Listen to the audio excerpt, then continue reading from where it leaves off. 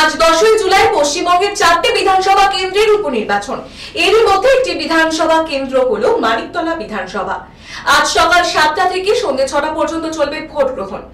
মানিকতলা বিধানসভায় সকাল 7টা থেকে নিয়ম মাফিক শুরু হয়ে গিয়েছে ভোট গ্রহণ, কিন্তু এখনো পর্যন্ত এখানে কোনো রকমের অশান্তির পরিস্থিতি সৃষ্টি হয়নি এমনটাই খবর পাওয়া যাচ্ছে এবং সেখানে খুব ধীরে ধীরে চলছে ভোট গ্রহণ। ভোটার সংখ্যা সেরকম ভাবে কিন্তু লক্ষণীয় নয়। উপনির্বাচনের ভোট শুরু হয়ে গিয়েছে কলকাতার মানিকতলা কেন্দ্রগুলিতে। সকাল 7টা নাগাদ এখনো পর্যন্ত কোনো রকমের অশান্তি ঝামেলা মানিকতলা বিধানসভা কেন্দ্রে ঘটেনি।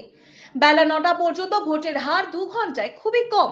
বুথে বুথে চলছে কেন্দ্রীয় বাহিনী নিরাপত্তা, পাশাপাশি ভোটারের সংখ্যা উল্লেখযোগ্যভাবে তেমন একটা লক্ষ্য করা যাচ্ছে না।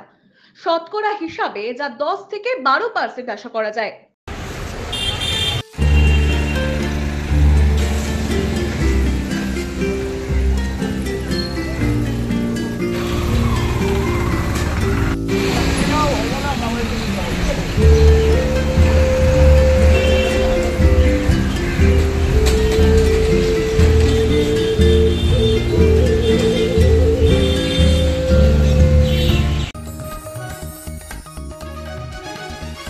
आप देख रहे हैं न्यूज़ UNI।